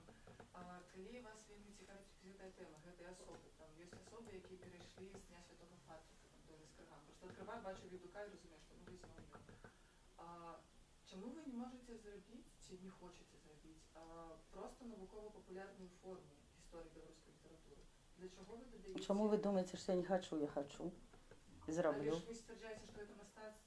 Так я яшчэ не зрабіла, бо ў мяне яшчэ недастаткова кампетэнцый, каб зрабіць агульную працу па літаратуры, не па біяграфістыцы, а па літаратуры. Гэта, канешне, у мяне ў планах ёсць, я не ведаю, ці гэта атрымаецца. А тут я хотела написать, не, я настойваю на гэтым, я хотела написать звычайны гістарычны роман. І мне цяжка размаўляць, калі вы яго не чыталі, а просто пагарталі, бо ведаеце, гэта як людзі гартаюць прэм'еру Горвата і кажуць, што ну ясна, это пра прудок. Ну гэта тое самае, да, той самы эфект. І можа, мы ўсе ў пэўным сэнсе заложнікі нейкай першай кніжкі, якая чыталася і таму мае розныя розгаласы. Вось. Але зноў жа мы выходзім на пытанне, а чаму вы не хочаце напісаць нешта, што я б напісала? Так? Ці што я б хацела пабачыць? Я вам патлумачу, чому задаю це питання. Тому що там, де ви розважаєте минути про гэтых персонажів і робите історичну постать персонажів свого тексту, У Патрыку? і там, і тут. Гэта выглядае вельмі цельна. Не, калі я разважаю пра іх у Патрыку, я разважаю пра іх з пазіцыі чалавека, які персаналізаваны ў тэксце. Альбо гэта Марына Дамейка, альбо гэта лірычная гераіня, якая мае сваю біяграфію, сваю гісторыю, і яна там прамоўленая, так?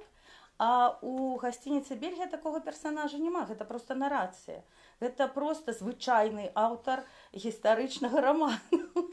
Разумееце? І там няма майго стаўлення да персонажу. Там ёсць аўтарскае слово, якое пераказвае нейкія падзеі, ці можа замяняе сабой унутраны маналог героя, так?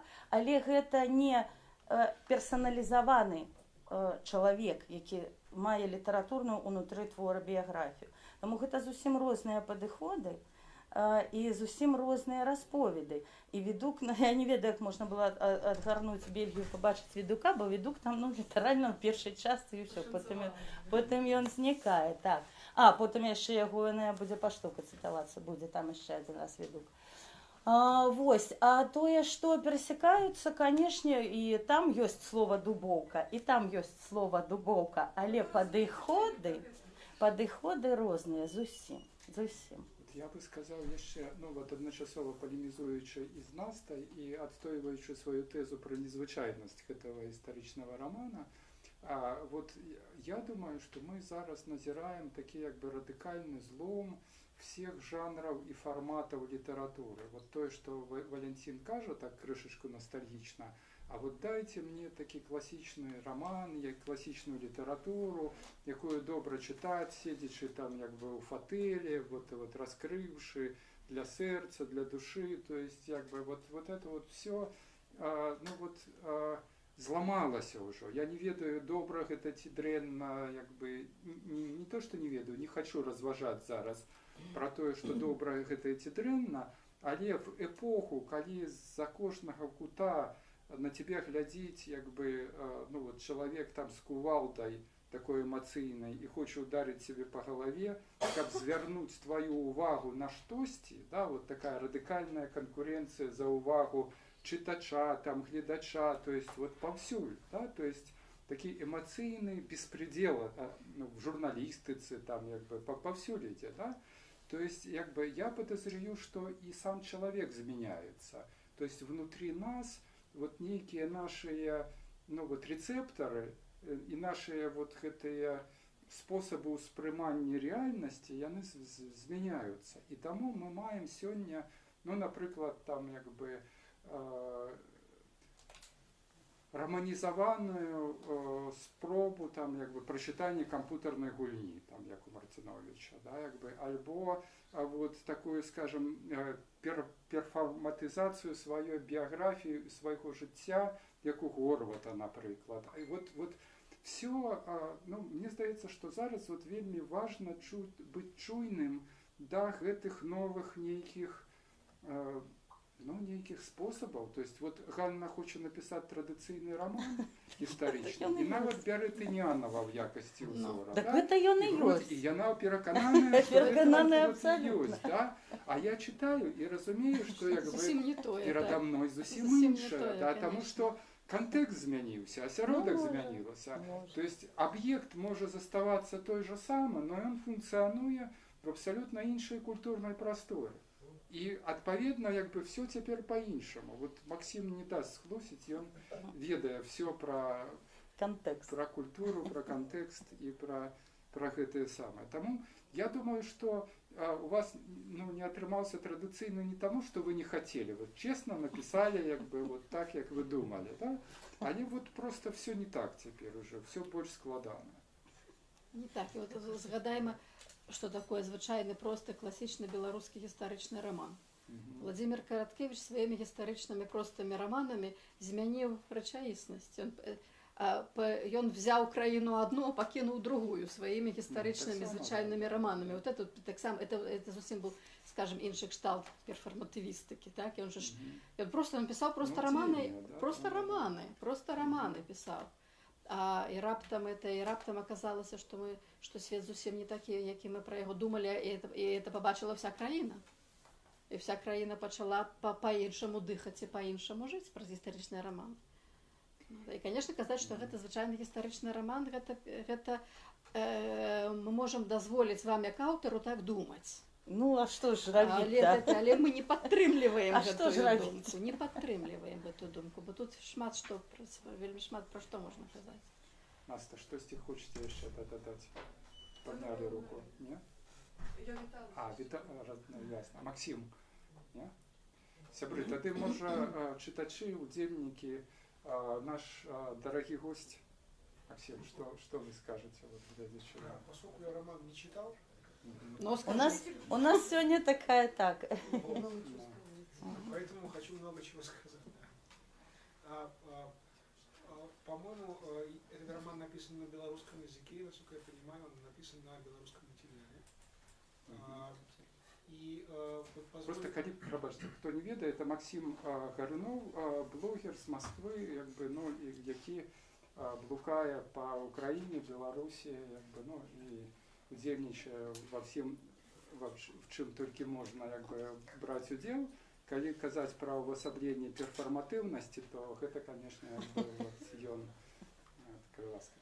Вот. И поскольку этот роман на белорусском материале, этот материал написан белорусским языком и адресован к людям, которые говорят на белорусском языке, то, по-моему, то, о чем сказал господар Худович, суть в том, что очень трудно в таких романах, в таких произведениях, в таких жанрах, в таких условиях выступая, избежать как бы это объяснить, ну, понимаете, это как бы такая человек, национальный роман, это как послание апостолов, это как Евангелие. Да, вот когда апостол Павел писал свои послания, или когда апостол Лука писал Евангелие, они свидетельствовали истину.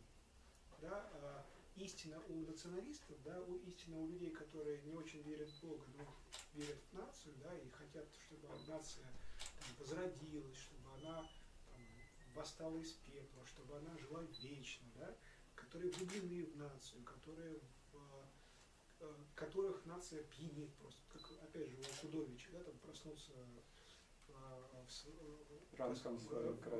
рано в своей краине, да, это же абсолютно религиозная на самом деле книжка, да, то есть вот то, что описывает Окудович, свои переживания по поводу Беларуси, они очень сильно совпадают. Ну, допустим, был такой в свое время российский философ Сергей Трубецкой, у него есть такая книжка «Свет не вечерний», это одна из поздних его, и там он описывает, как он узрел Бога, да, и это изменило его настолько, что он стал священником. Да, и вот если мы сопоставим друг с другом два эти текста, Окудович, который узрел Беларусь и белорусов в себе, и сменил мову, то есть перешел с русского на белорусский язык и полностью погрузился вот в это, и здесь и сравним переживания князя Трубецкого, который вот как бы вот вышел вечером на холм, увидел пейзаж какой-то там возвышенный, и за этим пейзажем увидел доброго Господа, который ждет его, любит его, зовет к себе. Да, вот Господь позвал Трубецкого, и Беларусь вместо Господа позвала Окудовича. Вот. И в этом смысле, как молодые национализмы, да, Беларусь такой молодой национализм, такой свежий еще, да, молодые националисты, молодые национальные нации не могут позволить себе просто написать роман о том, что вот о своем прошлом. Это в этом всегда еще будет такой отблеск сильной веры, сильных чувств, которые не очень укладываются вот в форму романа. Да, то есть, как мне кажется, если я сейчас открою эту книгу и начну ее читать, с трудом не понимаю, вот, то, скорее всего, как мне кажется, то, к чему я готовлюсь, да, я увижу апостола Луку, или апостола Матфея, или апостола какого-нибудь Марка, вот, или, там, допустим, апостола Павла, который как-то пересказывает, вот, как я стал христианином, шел там в соседний город, и вот явился мне Христос, и я узрел его. Да, тоже, тут будет то же самое, только Мне сегодня у всех, хто не читав книжки, кажуть, що я не читав, але я упевнений, що там написано тое. Я кажу, люди, це звичайний історичний роман. Не, Ганна, там написано про апостола Луку. Ні. Там действительно очень много Анны значит, в что этом люди романе. Там за вас действительно начинают для меня дописывать. Анны в этом романе очень много. есть, по-моему, просто... Но это не апостольство. Нет, апостольство в каком смысле? В ваших деталях, скорее всего, в которых я еще не У мяне зараз сэрца настаўніка літаратуры абліваецца крывёй, таму што калі мае вучні пачынаюць у мяне на уроках разважаць, а ў мяне разумныя вучні, яны такія культуралагічна адукаваныя, яны ўжо наблатыкаліся з настаўніцай, і яны пачынаюць разважаць, прыкладам, пра Раскольнікава, не чытаўшы ніводнай старонкі, я не магу, мне дрэнна.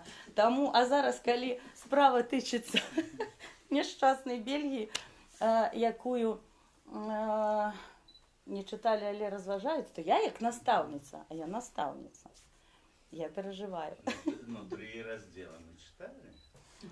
Ну, сказать по правде, гэты раздзел это ж маладняковскія раздзелы.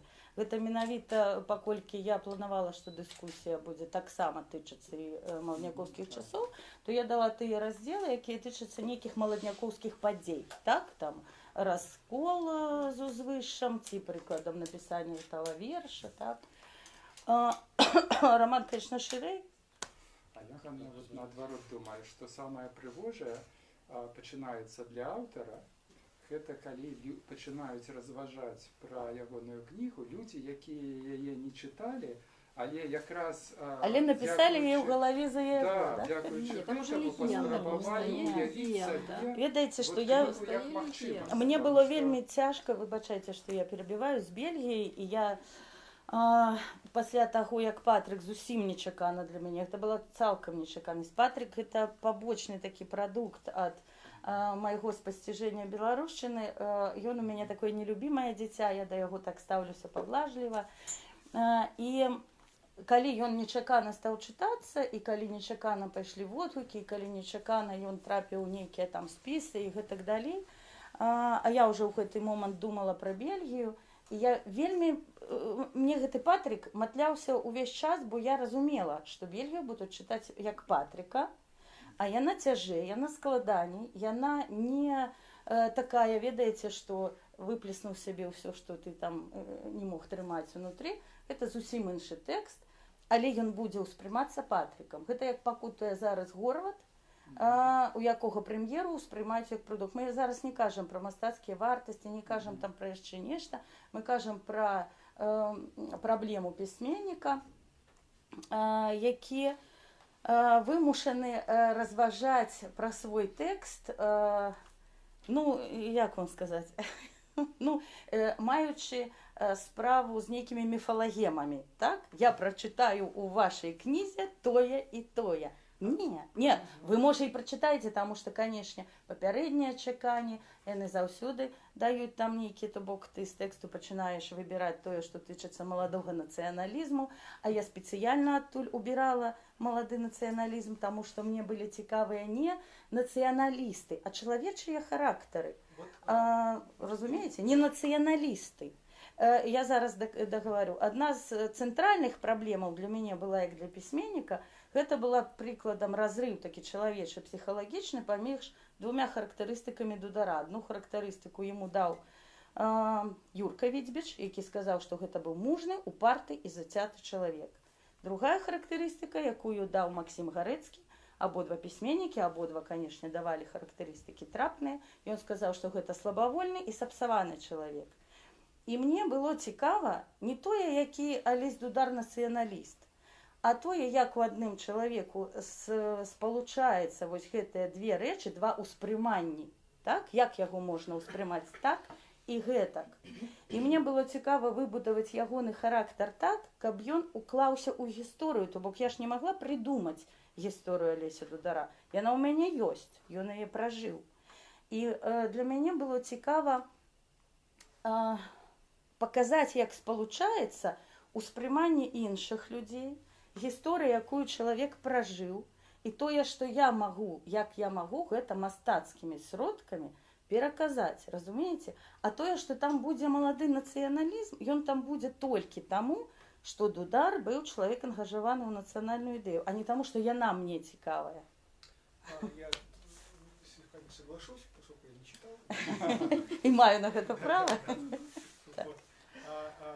Есть такой роман Софии Андрухович, роман называется «Феликс, Австрия», и этот роман, он прекрасен тем, что там, по-моему, слово национализм вообще ни разу не употребляется. Тут так самое. Но это абсолютно молодой националистичный роман. Няхай будзе, я уже Почему? изнемоглася. Потому что там есть замечательная сцена, она довольно долго длится, когда главная героиня садится рано утром на велосипед и на велосипеде едет по австро-венгерскому, монархическому, габсбургскому, культурному, очень украинскому, в том смысле, что украинцы там присутствуют, и они там присутствуют в качестве одной из наций вот, развитых. И она просто едет за хлебом, за рыбой. Она едет за рыбой каким-то там иудеем. И понимаете, вот она едет, да, а я из Москвы приехал, поэтому мало того, что я прочитал, я еще имею право на озвучить точку зрения русского человека. Русский человек, когда читает, у него просто как бы, ну, все внутренности гореть начинают, потому что ну, это украинец, который живет во Львове на равных с немцами, на равных с евреями, на равных с поляками, на равных с румынами, на равных вот со всеми остальными. Это еще одна культурная нация вот, в общем, да? И там ни разу не угадывается ни любви к Пушкину, ни любви к царю, ни любви к Тургеневу, да? А это вот как бы какой-то украинец, но он как бы вот не наш. Ну так, Вот, в этом и смысле. в Так. этом смысле отель Бельгия, то есть там есть... Это гостиница Бельгия, господи боже мой. Я открываю... Потом будет уже развлекательный комплекс. Я открываю книгу и читаю про белорусов. Окей, но где там как бы их вот слеза по поводу нашего черствого хлеба, нашего кваса и вообще вот нас, где мы? И если там нас нет, Будете. если там, или если мы там будем не в той роли, в которой мы себя считаем, то это плевок как бы вот просто в душу. Это есть, конечно. Вот. И Это и есть. суть молодого национализма, да? То есть вы описываете себя таким образом, то есть описание, которое Москва дает вам, а вы себя описываете по-другому. И тут даже не нужно заявлять о том, что я как бы слово это употребляю, вы просто записываете по-другому. И это как бы вот жесточайший троллинг, да? Это как бы издевательство. Ну добре, з гэтым я пагаджуся. Згодна ви Не могу не ситуації, погодиться. перавёўшы размову з канкрэтыкі на тыпалогію такую, што сапраўды, ну скажем, беларуская літаратура, ну вот нібыта як бы праз такую каланіяльную оптыку, праз каланіяльныя стэрэатыпы, яна ўспрымаецца як літаратура маладой нацыі і сама па сабе літаратура маладая, падлеткавая, неспелая, якая хоча як бы заявіць пра сябе. Не гэтая В думка. смысле незрелая. Ну, как бы нельзя быть незрелым, это не тот Да, термин. мы 2 года тому Там- 500 там- годов святковали. Нет, так, а вот я как раз и хотел сказать, что вот Друкованная такая литература, а не оптика, друкованная и она тысячу. может быть характерна, ну вот для некого знешнего успрымання як бы беларускай ситуации. Но вот по моих назираннях беларуская ситуация, она адрозніваецца ад украінскай, бо украінцы значна в большей ступені залежныя ад гэтай знешняй оптыкі. І той же роман Софії Андрухович, наприклад, при тым, што там няма любві да Пушкіна і Лермонтова, да, як бы, а ёсць вот, як бы, такая эврарэчаіснасць, ён, ну вот для мяне, напрыклад, як бы зроблены абсолютно холодно и прагматычна по евролекалах. То есть это роман, написаны для того, каб быць перакладзеным на польскую мову і атрымаць, як бы, ну, скажем, Ангелуса, напрыклад, альбо быць выдадзеным у Вене, як бы, да? І ў гэтым сэнсе вот няма нейкай абсолютно спонтанной, эмоцыйнай, хтанічнай вот аўтэнтычнасці, як бы, ну вот гэтага типа літаратуры. А белорусы при всей як бы вот своей такой, ну вот не то что отсталости, но вот некой недоформатности вот некой, да, як бы при всей подлеглости неких стереотипов, яны некие, ну вот як бы дико упертые вот в этих своих. Вот, Ганна, хочешь, каб гэта быў гістарычны роман? І вот хоть бы мы не доказывали, что это вот іншая эпоха, гэта нехай будзе гістарычны. То есть, а в этом сэнсе, ну вот, калі пераходзіць на тыпологію і параўноўваць вот тое, что у нас з'яўляецца, ну, скажем, с такой вот литературой усходнеевропейской, да, я бы сказал, что белорусская литература это просто радикальный и тотальный неформат. То есть она не лезе, ну вот ни в якія, вот чаму яна і не перакладаецца, і ніхто там яе асабліва, ну вот і не заўважае. Хотя вот глядишь, фантастычна прыгожыя кнігі, то есть дико істотныя, да, то есть як бы страшэнна вартыя, мастацкія, глыбокія, альбо наадварот вот такие, скажем, антропалагічна заангажаваныя там в реальность якія. То есть вот с Беларусі адзіная праблема з беларускай літаратурай. Яна не ўбачана годным і арыстакратычным вокам. То есть на яе глядзяць праз прызму вот, ну, вот, на жаль, такого сермяжно-нехлемяжевного, да, то есть вот как бы примушают себе вот как бы перекодировать, перешифровывать белорусскую литературу вот, ну, вот у гэтую нейкую сермяжнасць. Хаця как бы, ну, все абсолютно не так. Ну, с моей буддийской перспективы. Так. Мы сегодня периодично кажем, усё не так. Усё не так, усё абсолютно не Ігор, так. коли ти мені дозволиш Конечно, ще трошки да. як модератор, я просто знов про своє, про космічне, як звичайно. І я просто хочу знов от, у речищі гэтай уторки вернуться менавіта до епохи, про яку йде говорка. От Ганна на початку сказала, що от ми тепер у вегетаріанському вигляді переживаємо нечто подобне. Насамрэч, це от чому ввогуле мяне от, я так і не дорасказала свою історію 80-х, але чому от я почала з 80-х, тому що 80-ті були максимально подобні на 20-ті. Максимально. І от чому про гэта вельмі варта гаварыць? Тому що от у канцы 80-х, я шмат разоў гэта казала, мы перажывалі адчуванне багоў-стваральнікаў. Это был абсолютно інший свет. Это сапраўды, калі все, што раней, вот і яно у гэтым сэнсе Ганна мае рацыю, што цяпер штосьці падобнае ёсць. Таму што все, што мы ведалі дагэтуль, оно больше не працуе. Штосьці ствараецца новае, але новае ствараецца не па якіхсьці вядомых узорах, а абсалютна вот як створыцца, так і будзе. Вот невядома, што будзе. І вот 20-тыя гады ў гэтым сэнсе гэта зноў вот гэтае унутранае адчуванне багоў-стваральнікаў, у тых, хто заангажаваны, хто працуе ў гэтай літаратуры. І таму вот, як бы, сама вся гэта гісторыя, што Ганна не пабаялася закрочыць за 32 год, потому што, в прынцыпе, за 32 годам, в прынцыпе, за 30-м уже все пачалося, потому што гэта гісторыя, як багі-стваральнікі не змаглі стварыць тое, што яны стваралі. І вот калі яны, што вот это все замешана, все там это все інгрэдыенты для сусвету ўжо ёсць, і ўжо як бы все як бы ролі размеркаваны, все ведаюць, што это будзе, і гэты працэс абрываецца гвалтоўна, абрываецца абсалютна нейкім там дзікім чынам. І таму, калі пакуль мы гэта не асэнсуем, не перажывем, мы будзем перажываць гэта наноў. То есть гэта гісторыя, это не гісторыя там нацыяналізму маладога ці старога. Зусім. Гэта гісторыя сапраўды вот гэтай велізарнай нацыятворчай энергетыкі, якая паўстае, і прычым якая, вот як Ігор гаворыць, якая выражаецца нейкімі надзвычай шляхетнымі, прыгожымі, культурнымі, літаратурнымі формамі. І ствараецца некий вот цэлы пласт надзвычай прыгожай паэзіі. І пры тым, што гэтая паэзія віруе. Тут нам ж сітуацыя такая, што вось ён гэты тэкст напісаў, і вось яго в школьную праграму ўлучылі. Уяўляеце сабе, што потым не паўтаралася ніколі. І што в школьнай праграме на наступны год вывучаецца тое, што год таму было напісана і апублікавана ў часопісах. И оно уже все это вывучаецца. И сапраўды вот это адчуванне, что вот мы зараз, мы фармуем гэты свет.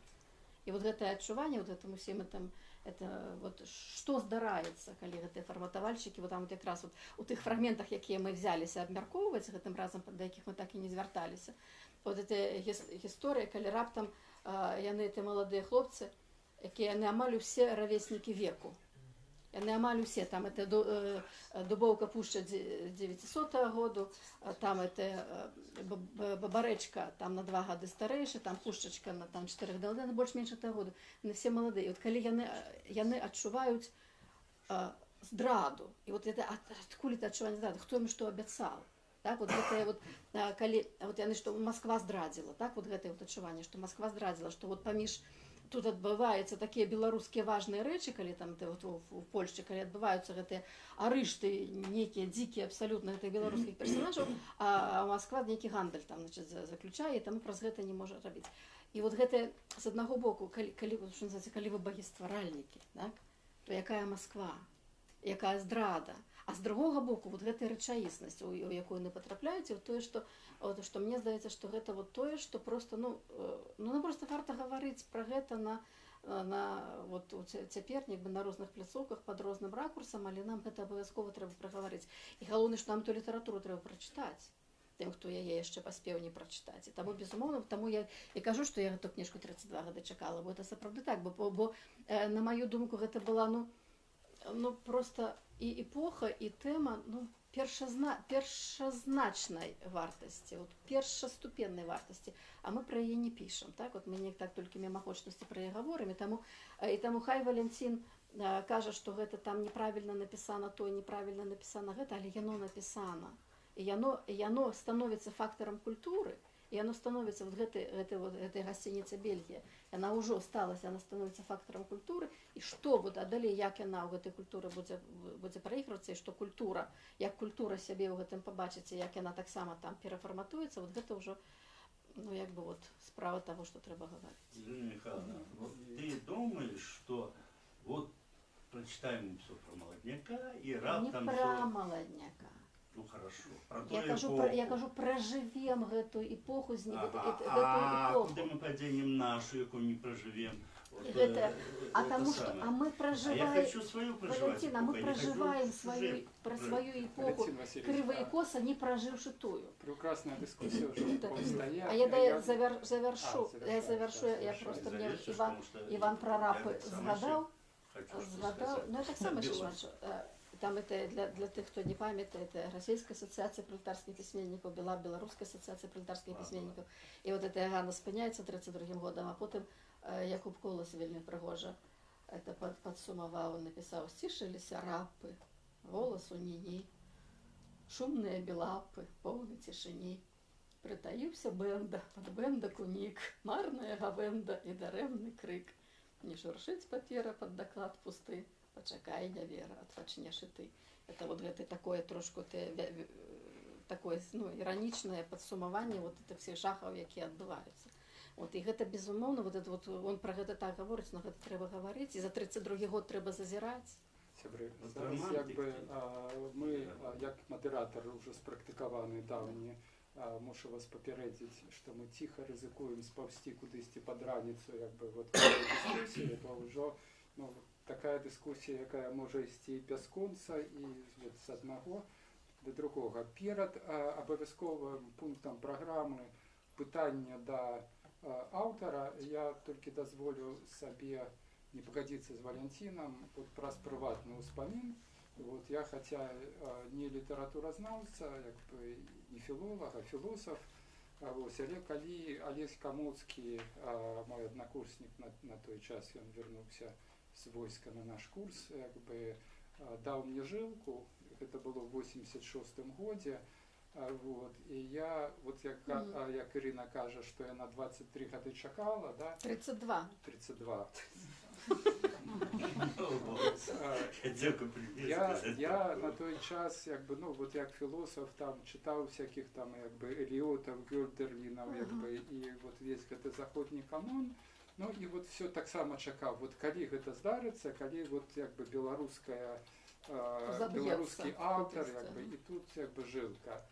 І на наступний день я прихожу в университетский дворик, полю свой комсомольский билет, это 86-й год, поднимаюсь до этого секретаря комитета комсомола, який тоді був потім ректор БДУ, сиділець, якби опозиційний, Козулін, да.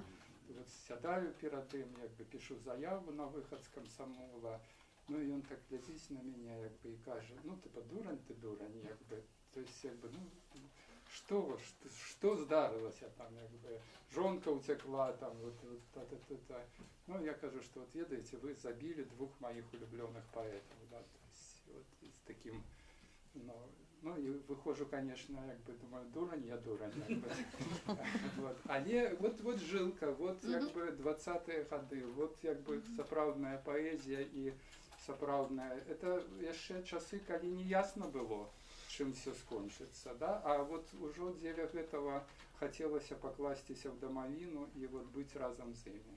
Так што, ну, яны в пэўным сэнсе, ну, стварылі і нашу эпоху, я думаю, таксама. Ну ты можешь. Это важно. Пытанне, калі ласка, реплікі, пытанні ўжо в такім режиме коробкі. Мне здаецца, такая вось літаратура, она патрэбна, бо гэта сапраўды такая вот рефлексія вось на тым, што было, і Ну, любая литература Да. потребна, она любая потребна. И чистая, и И нечистая. нечистая, и розная. Это ж Я- добре, Кошер что я и народная, кошерная. на самом деле. Ну, я, наприклад, зараз читаю, звісно, прочитую Пісецького, але ось цікаво, все ж таки, як такі з іншого боку, так сказати, не жили. Тому, напевно, варто було почитати. Ну ви ж ще питання хотіли про назву задати. А чому, до речі, на От назву? це буде Ой, ну важливо. абсолютно просте тлумачення знов же. Ми люди простыя зусім. Просто гостиница Бельгія, гэта была тая гостиница, дзе пасялілі маладнюкоўцаў на з'езд. З гэтага пачынаецца. Яна стаяла там, дзе зараз правае крыло дома ўраду, стаяла гэта гостиница, якая называлася Бельгія. А ў 32-м годзе, калі паўстаў дом ураду, Бельгію знеслі. І гэта якраз супадае з тымі працэсамі, якія ішлі ў літаратуры. Наогул гэта не прыдумаеш, калі ты гэта прыдумаеш, як пісьменнік гэта будзе выглядаць ненатуральна і такой метафорай, ведаеце, такой пошлай. Але калі гэта жыццё, ці прыкладам, калі 26-й год, калі ідзе раскол узвышша і маладняка, калі пачынаецца прэсінг на ўзвышша, геаграфічна ў Менску ў гэты час, менавіта ў гэты час, бяруць у калектар Нямігу. Так, гэта таксама, калі б ты прыдумаў гэтую метафору, гэта было б, ну, ой, фу-фу-фу. Але, ну, гэта так было, і жыццё часцяком, канешне, дае гэтыя метафоры проста само. І таму і гостиница Бельгія, таму што геаграфічна і часова жыццё гостиницы Бельгія гэта ёсць сюжэт гэтай кнігі.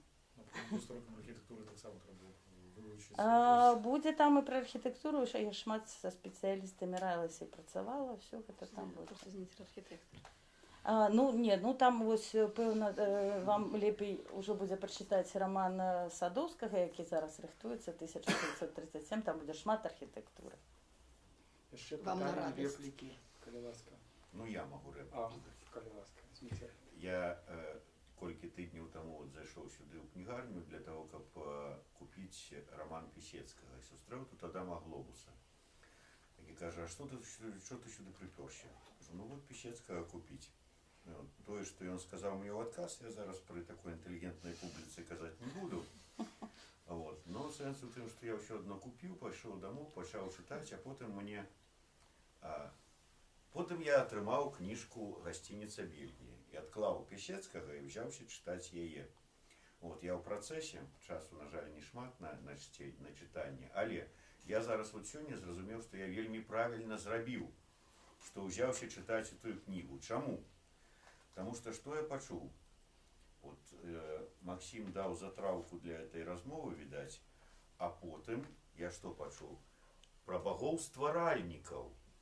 Багі-стваральнікі працавалі ў 20-е, на пачатку 30-х гадоў, рабілі, не атрымалася. І зараз мы маем Евангелие ад Ганны, Святое Пісанне, дзе апісаны дзеянні багоў-стваральнікаў. Гістарычны роман. Не, ну так... Вы уже это почули. Ну, Уже можете не высиливаться это повторять. ну вы ж так сказали, багі-стваральнікі. Конечно. Ну так там амальдасловно. А там про дзеянні Ну, багоў-стваральнікаў, ёсць. Евангелие ад Ганны. Ну как бы, да.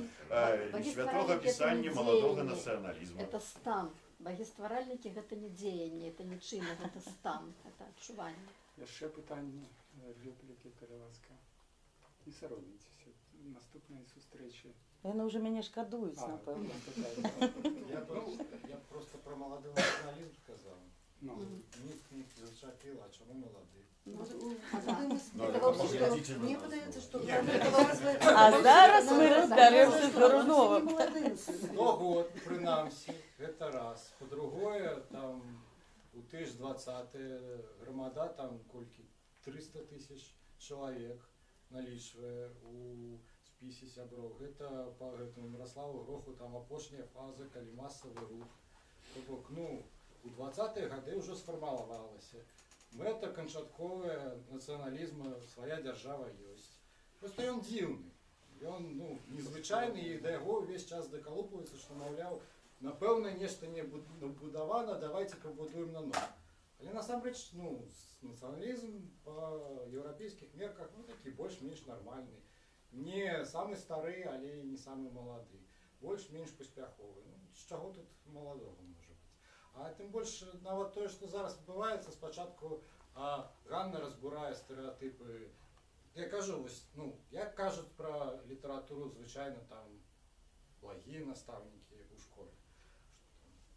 Это там величные, там нейкія сапраўды багі, і вось гэта вся лексіка. А тут, ну, звычайныя людзі, якія кахаюць, здраджваюць і гэтак далей. А пасля яшчэ гаспадар Гудовіч кажа, што нават гэтага не трэба, давайте пісаць увогуле проста літаратуру, не займацца нічым апроч літаратуры. Гэта, ну, ніяк не потрапляе ў нацыяналістычную парадыгму. Вам апошняе слово, і мы пераходзім да такого броунаўскага руха по подписанию книжки, коли кто хочет, ну и вот по всему такому, да. Апошняе слово гэта вучыць не страшно.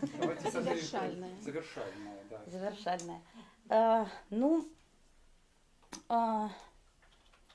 Не ведаю нават што сказаць, мы так столькі закранули тут нейкіх момантаў, але я хацела сказаць, што існуе, напэўна, не толькі, зноў жа, не толькі і не столькі там літаратурны працэс, каноны, жанры, раман, не раман, існуе час, які ты праводзіш з уласным тэкстам. І я радая, што ён у мяне быў разам з Бельгіяй, і добра, калі яна будзе чытацца, і добра, калі можна будзе дыскутаваць пра яе ўжо тады, калі яе прачытаюць. Ну, цудоўна, тады як бы... Падзячым. Падзячым. Дякую всім, хто прийшов. Все, можно? записывайте. Так, это Ирине, да? Это мне. А Патрика мне одного пацана. У меня и Патрика, и этого. Тогда дальше Так, да, я покинула сумку свою. Так, зараз я знайду свои 38 подписания открываю.